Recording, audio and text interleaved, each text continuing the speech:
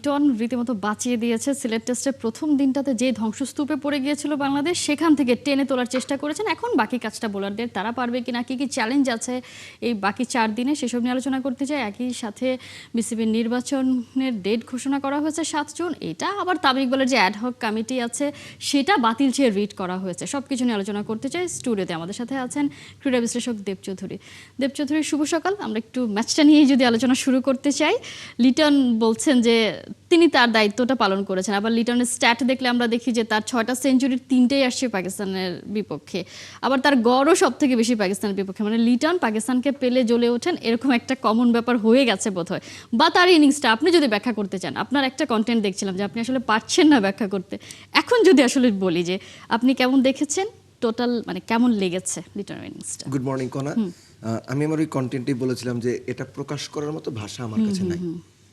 কেননা যে পরিস্থিতিতে লিটন 100টা করেছেন, যেভাবে কমেন্টেটররা বলেন যে toying with the field placing, toying with the bowlers, পাকিস্তানের বোলার এবং ফিল্ড সেট আপ নিয়ে লিটন সিম্পলি ছেলে খেলা করেছেন। আপনি খেয়াল করে দেখেন যে 7-8 জন ফিল্ডার বাউন্ডারি লাইনে, লিটনকে ওই পার্টিকুলার বোলার, আমি একজনের কথা বলছি না, সবার কথাই বলছি, ফিল্ড সেট অনুযায়ীই বল করছেন লিটন, তারপরে বাউন্ডারি বের করছেন। আপনার spinner deep mid wicket, deep square leg নিয়ে বল করছেন। অফ স্ট্যাম্পের বাইরে লিটন সেটা অফ স্ট্যাম্পের বাইরে থেকে সুইপ খেলে ডিপ স্কোয়ার লেগ এবং ডিপ মিড উইকেটের মাঝখান দিয়ে 4 মারছেন। মানে এগুলো যখন আপনি দেখবেন তখন আপনার মনে হবে যে আপনি এমন একজনকে দেখছেন যিনি ওই গ্রাউন্ডে, ওই উইকেটে অথরিটি নিয়ে, কর্তৃত্ব নিয়ে রাজার মতো ব্যাট করছেন, যে here I am the king, বাদ বাকি যা আছে সব পার্শ্ব চরিত্র। লিটনের ইনিংসটাকে আমার এইরকম একটা ম্যাগনিফিসেন্ট ইনিংস মনে হয়েছে। হয় কি, আমাদের বা বাংলাদেশের টেস্টের যে প্রাপ্তি 2 যুগের বেশি সময়ে, সেটা তো আসলে খুব বেশি না, মানে জয়ের হিসাবে বা অপোনেন্টকে হারানোর হিসাবে। সো যে কারণে আমরা যখন এরকম ইনিংস দেখি, যে আমাদের প্লেয়াররাও, যাদেরকে দেখে আমরা বড় হয়েছি, বা গ্লোবাল ক্রিকেট যাদেরকে টপমোস্ট সুপারস্টার বলে মনে করে, তারা যেভাবে তাদের দিনে টেল এন্ডারদের নিয়ে ব্যাট করে দলকে বাঁচিয়ে দেন, এগুলো আমরা দেখে অভ্যস্ত না। সো আমাদের কেউ যখন এরকম ইনিংস খেলে, আমরা তখন গর্বিত হই। আমরা ওই ফিলটা পাই যে না, আমাদেরও কেউ একজন আছে। ইয়েস, লিটন ধারাবাহিক না, লিটনের কাছ থেকে যা প্রত্যাশা এই দেশের ক্রিকেট ভক্তরা করে, বিসিবি করে, প্লেয়ার টিমমেটরা করে, লিটন তার অর্ধেক বোধহয় ডেলিভার করতে পারেননি রিগার্ডিং হিজ কোয়ালিটি, অ্যাবিলিটি। কিন্তু এই যে মাঝে মধ্যে বা এখন মোটামুটি কিছুটা ধারাবাহিক হয়েছে, লিটন যেভাবে পারফর্ম করেন, এটা আসলে প্রুফ করে যে লিটনের অ্যাকচুয়াল ক্লাসটা কোন লেভেলে। সো আমার মনে হয় যে তাইজুলের সঙ্গে লিটন যখন উইকেটে আসলেন, লিটনের রান তখন কত 2-3 এরকম, মানে বাংলাদেশ রীতিমতো ট্রাবলে। সেখান থেকে একটা 60, একটা 38, একটা 64 টেইল এন্ডারদের নিয়ে তাসকিন, শরীফুল, তারাও আগে তাইজুল, এই যে খেলাটা, এই অথরিটি নিয়ে খেলা, এই দায়িত্ব নিয়ে খেলা, এই কর্তৃত্ব নিয়ে খেলা এবং এই কনফিডেন্স নিয়ে খেলা, এটা আসলে মানে অবিশ্বাস্য। এবং আমি বলবো লিটনের এই ইনিংসটা শুধুমাত্র 126 রান, বোর্ডে 350 বা 278, এটা না, পুরো ড্রেসিং রুমটার মধ্যে একটা কনফিডেন্স দেওয়া যে এই ম্যাচে আমরা পাকিস্তানকে চেপে ধরতে পারবো এবং কামব্যাক ভালোভাবে করতে পারবো। এই মেসেজটা দরকার ছিল, ওই ইনিংস এই মেসেজ দিয়েছে। এক্স্যাক্টলি, মানে ম্যাচটা বাঁচানো, সাহস দেয়া এবং মোটিভেশন সবকিছু একই সাথে করে গেছেন লিটন দাস। লিটন বলছিলেন কালকে প্রেস কনফারেন্সে যে তিনি আসলে একদম যখন শুরু করেছেন, তাকেও মনে হয়েছিল কিছুটা বোধহয় তিনি রক্ষণাত্মক খেলার চেষ্টা করছেন। তিনি ড্রেসিং রুমে একটা মেসেজ পাঠানোর চেষ্টা করেছেন যে তিনি কি বোর্ডে রান তুলবেন, মেরে খেলবেন নাকি, এবং তার কাছে এসছে রান তুলবেন এবং তিনি লাইসেন্স পেয়ে গেছেন। এই যে ব্যাপারটা, যে তার মনে হয়েছে যে আসলে এখন যতক্ষণ এভাবে মাটি কামড়ে পড়ে থাকার কিছু নেই, তাকে আসলে থাকতে হলে রান করতে হবে। এই যে ম্যাচিউরিটি, এবং লিটনের প্রশংসা প্রত্যেকে করছিলেন। পাকিস্তানি যারা আছে বিশ্লেষক, তারা বলছিলেন যে যে সুযোগটা তাদের বোলাররা পেয়েছিল, সেটা পুরোটাই কেড়ে নিয়েছেন আসলে লিটন কুমার দাস। এই ম্যাচিউরিটি আমরা আসলে নিশ্চয়ই প্রত্যেকের কাছ থেকেই চাই, ডেফিনেটলি। এবং এই ম্যাচুরিটির প্রশ্নে হচ্ছে যে ব্যাপারটা সামনে চলে আসে, তানজিদ তামিম 24 করে আউট হন, শান্ত 22 করে আউট হন, মুমিনুল 24 করে আউট হন, 26 করেন, মুশফিক 29 করেন। এই ম্যাচুরিটির কথাটা আমি বলছি। টেস্ট ক্রিকেটে আপনি 0 করেন, 2-3 করে আউট হন, অ্যাবসলিউটলি ফাইন। কিন্তু আপনি যখন 20 পার করে ফেলবেন, 30 করে ফেলবেন, আউট হওয়ার ক্রাইম। বাংলাদেশের টপ অর্ডার 6 ব্যাটসম্যান 4 জন এই ঘটনা ঘটিয়েছেন। সো ম্যাচুরিটি তাদের নাই।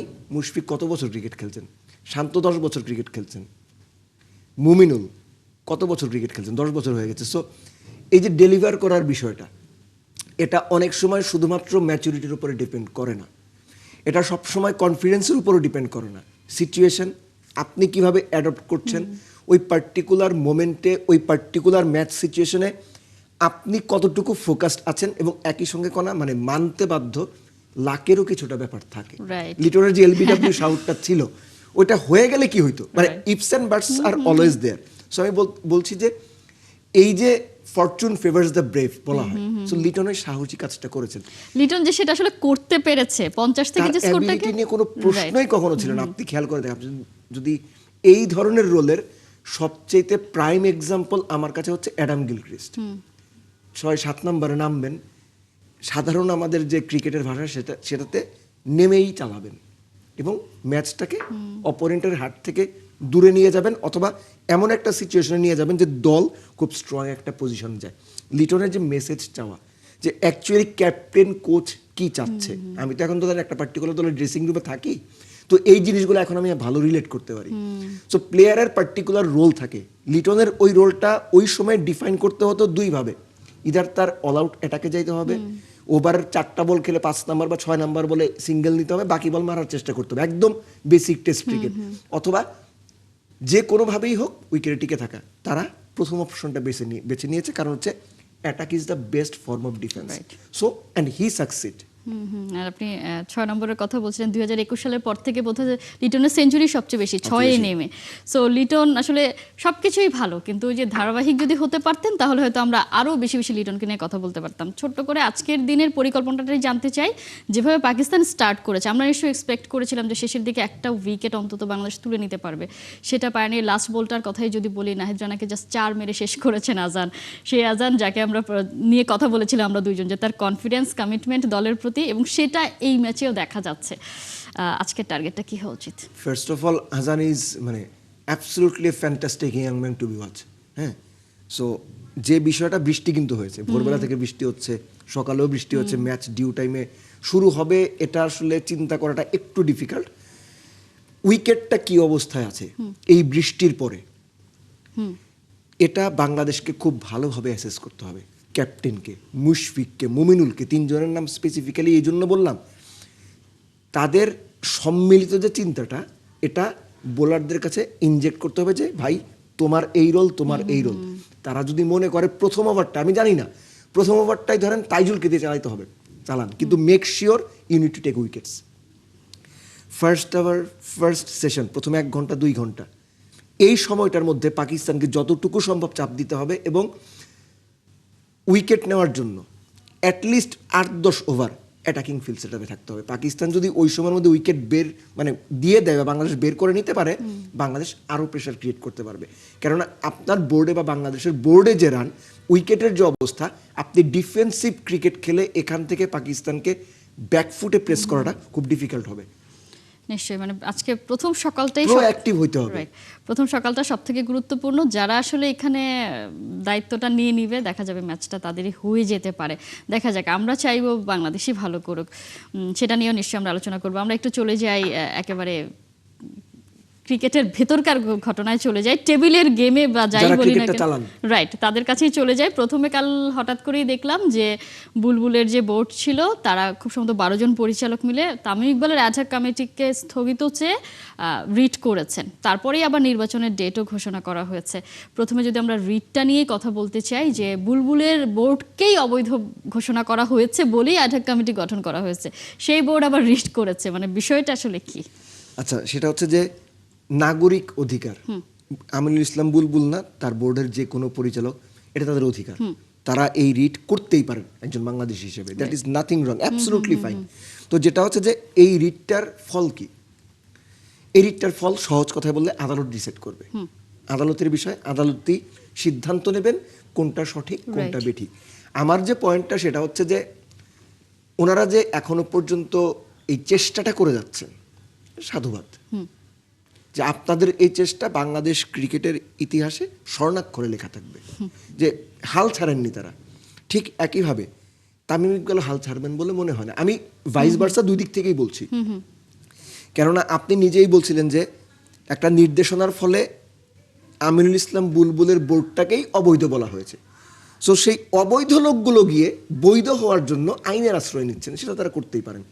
সো তামিম ইকবালও সেই মানুষ যিনি ক্রিকেট বোর্ডের দায়িত্বটা নেওয়ার পরে 10টা কাজ যদি করে থাকেন, তার 9.5টা কাজ প্রশংসিত হয়েছে। রাইট। এবং যারা কোনো রকম যুক্তি তর্কের ধার ধারে না, এই অংশ বা এই সংখ্যাটাকে আমি বাদ দিচ্ছি, এই সংখ্যাটাকে আমি ইরিলেভেন্ট মনে করি, কিন্তু যারা যুক্তি তর্কের ধার ধারেন তারাদেরও একটা বড় অংশ তামিমের সমালোচনা করেছেন। তামিম তার কাজ দিয়ে ওই সমালোচক অংশটার অ্যাটলিস্ট আস্থায় নিতে পেরেছেন, দ্যাট ইজ ইম্পর্টেন্ট। যারা তামিমের ভক্ত ছিলেন তারা তো ভক্তই, যারা একদম কোনো কিছু না বুঝে তামিমের বিপরীত ছিলেন তারা তো বিপরীত, এই দুই অংশই বাদ। মধ্যবর্তী যে অংশটা ছিল যৌক্তিক মানুষ, কথা যদি বলি, তারা কিন্তু তামিমের বড় অংশ তাদের এই কাজগুলো সমর্থন করছেন। So this is a real confidence for Tamim. Right. উনি যে নির্বাচনের ডেটটা দিয়েছেন আপনার 20-21 তারিখ বোধ হয়, আপনার এই যে মঙ্গলবার, আমরা যখন শো করছি রবিবার সকাল, মঙ্গলবার চূড়ান্ত ভোটার তালিকা প্রকাশ হবে, 20-21 মনোনয়নপত্র দাখিল বা জমা দেওয়ার বিষয় বা সংগ্রহের বিষয় 21-22 তারিখ থাকবে, 25 তারিখ সম্ভবত আপনার চূড়ান্ত ভোটার তালিকা প্রকাশ হবে। তার আগে কিছু অফিসিয়াল প্রসিডিউর আছে, 7 তারিখ জুন আপনি মেনশন করলেন যে ইলেকশন 3 সপ্তাহ এখন থেকে মোটামুটি সময় আছে। Tamim is prepared. এবং তামিমের যে ব্যাপারটা আমার কাছে সবচেয়ে প্রশংসনীয় বলবো আমি, তামিম এসেই বলেছেন আমি ইলেকশন করব, আপনার সেটা পছন্দ হোক না হোক। He tried to be honest যে আমি ইলেকশন করব, অ্যাবসলিউটলি ফাইন। অন্তত আমিনুল ইসলাম বুলবুলের মতো মিথ্যার নাটক করেন নাই।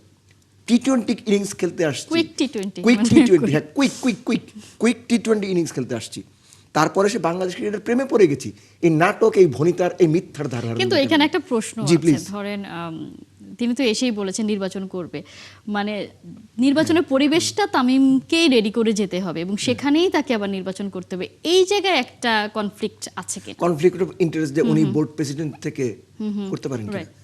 আপনি যে প্রশ্নটা করছেন বা সাধারণ মানুষ স্বাভাবিকভাবে যে প্রশ্নটা করবে, এটা একটা আদর্শ ক্রিকেট সিস্টেমে, একটা আদর্শ সমাজে, একটা আদর্শ দেশে হয়। বাংলাদেশের মধ্যে কোনটা আদর্শ আছে?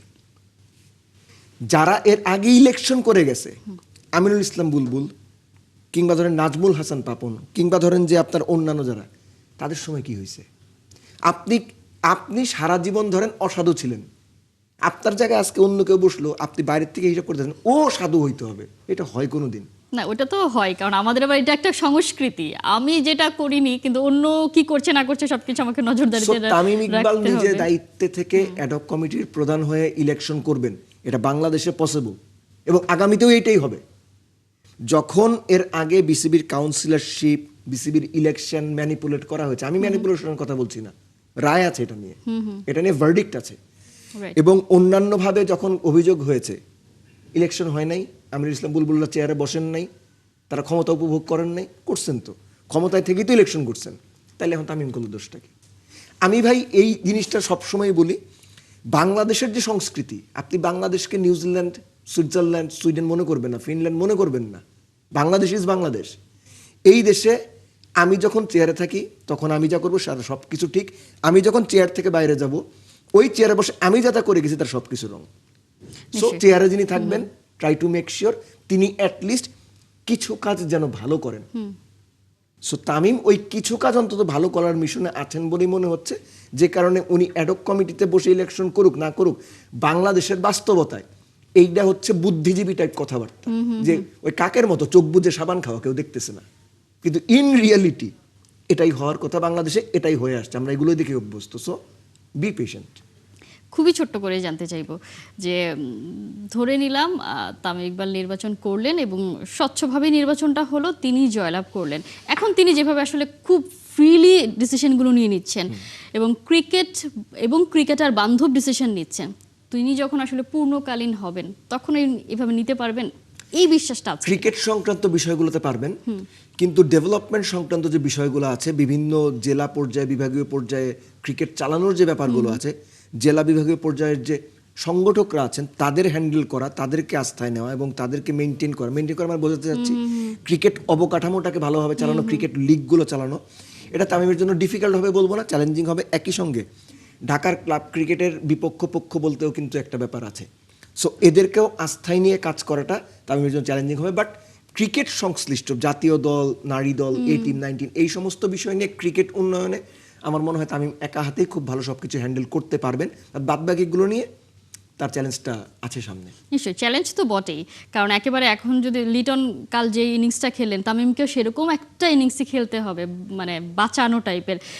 নিশ্চয়ই মনে আছে বুলবুল যখন নির্বাচন করবে তখন সেই সময়ে তামিম ইকবাল বলেছিলেন যে ক্রিকেটটাই ধ্বংস হয়ে গেছে, কারণ যে প্রসেসের মধ্য দিয়ে বুলবুলদের বোর্ডটা গঠিত হয়েছিল সেই জায়গা থেকে তামিমের হাতে সুযোগ এসেছে এবং করার চেষ্টা করছেন। তিনি যদি আসেন নিশ্চয়ই আমরা এক্সপেক্ট করব সেই জিনিসগুলো আর হবে না, বা যদি না হয় সেসব নিয়েও নিশ্চয়ই আমরা আলোচনা তো করব। আপনার সময় আছে তাহলে 1 মিনিট আমি জি, একটা কথা জি, বলতে sure. চাই। বাংলাদেশ ক্রিকেট বোর্ডটা দিয়ে খেয়াল করে দেখবেন, যে কোনো সরকার যখন পালাবদল হয়, ক্রিকেট বোর্ডে যে ডিরেক্টররা থাকেন এরা রাজনৈতিক কর্মী বা নেতাদের মতো জাস্ট পালিয়ে যান। এটা বাংলাদেশ ক্রিকেটের সবচেয়ে বাজে সাইন। তামিমের কাছ থেকে ওই এক্সপেকটেশনসটা থাকবে, কোনো বোর্ড নতুন করে গঠন হবার পরে যদি কোনো পরিস্থিতিতে বোর্ডটা ভেঙে যায়, বোর্ড ডিরেক্টরদের যেন পালিয়ে যেতে না হয়। রাইট।